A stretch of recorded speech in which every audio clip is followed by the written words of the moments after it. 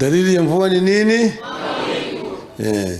Sasa naona mawingu imetanda kila mahali.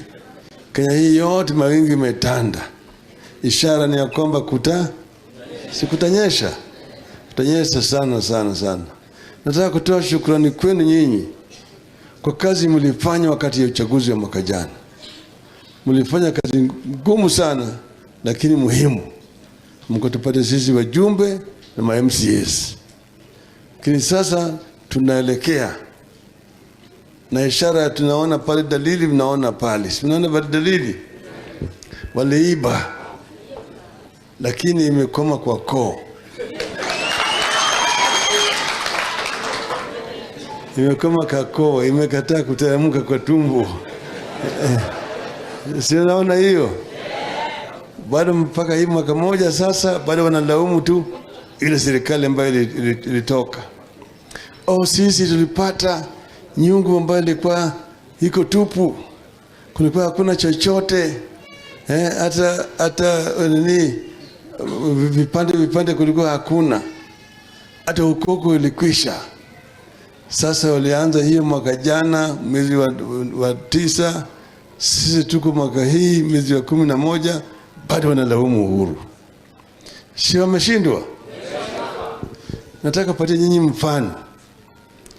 Tulipoingia kwa serikali mwaka wa 2003, baada ya Nyayo miaka hizo zote, tulipata uchumi ambayo ilikuwa imeathirika kabisa. Ile tunasema mapato growth ilikuwa iko negative. Kulikuwa hakuna chochote. Serikali ya Nyayo ilikuwa inarogota ushuru kila mwaka shilingi bilioni 200. Bilioni 200 ndio walikuwa wanapata kwa upande wa ushuru. Sisi tulikuwa tumeahidi wananchi ya kwamba tukiingia kwa serikali tutaleta elimu ya bure ya primary. Wao walisema hao jamaa wanaota tu, haiwezekani. Tulipoingia kwa serikali, Kibaki akasema tuliahidi wananchi elimu ya bure. Hata kama uchumi iko mbaya tutaanza. Uchaguzi ulifanywa mwezi wa Disemba, Januari tukaanza free primary education.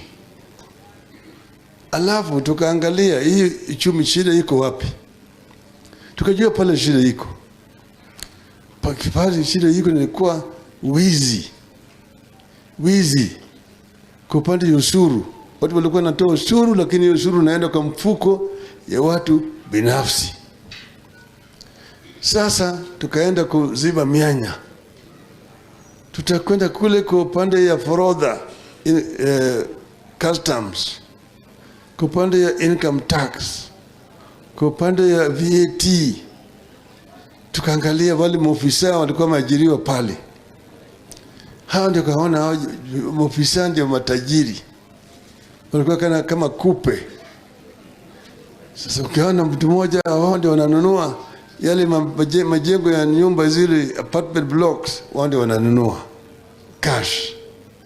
Wao ndio wanaendesha magari Mercedes Benz, BMW, Toyota, ile ni hao. Wao ndio wanajenga manyumba kubwa kwenye reserve. Wao ndio wanajenga magorofa katika marikiti kule sabuni. Ukiuliza kama kitu inaitwa lifestyle audit, unawashika mara moja. Wewe mshahara yako tangu uajiriwe mpaka mwaka huu umepata shilingi ngapi? Unajumlisha zote hiyo. Tuseme wewe ulikuwa ukuli, wewe ulikuwa ulipi karo kwa watoto na kadhalika. Si ndi mapato yako yote. Hii umepata hii. Umepata nini loan kutoka wapi? Hakuna. Unawashika rahisi kabisa. Tukawashika hao. Wengine tukawafuza kazi. Wengine tukapeleka jela. Wale wazuri tukawacha kwa kazi. Tukaleta watu wapya. Pesa ikaanza kuingia kwa njia ya haraka. Kati ya Januari hadi Juni mwaka hiyo, miezi 6 peke yake, ile pesa imepanda kutoka bilioni 200 ikafika bilioni 300. Mwaka ujao ikafika bilioni 500. Ingine ikafika 750. Ikafika trilioni 1. Tukawa sasa sisi tunapata pesa ya kutosha kufanya maendeleo bila kukopa. Our development budget ilikuwa 95% funded from domestic resources. Tulikuwa nakopa tu 5% peke yake. Hiyo tulifanya hiyo bila kuongeza ushuru hata ndururu. We did not increase the taxes. Lakini tukawa na pesa ya kutosha ya kufanya maendeleo hayo yote. Sasa kitu imefanyika ni ya kwamba tulirudi pale pale ambapo tulikuwa. Sasa jamaa hana ujuzi. Yeye anaambiwa kitu vizuri ya kufanya ni kuongeza nini? Ushuru. Ushuru anaongeza hapa kila siku. Na lakini ile nyungu inavuja. That pot is leaking. Hata kumpatia Ruto miaka 100 na hiyo ushuru ya juu hata leta mabadiliko. Hakuna mahali anaenda. Hakuna mahali anaenda. Yeye mazingira na wale wezi ambaye inaingia pande hii natoka pande hii. Inaingia pande hii natoka pande hii.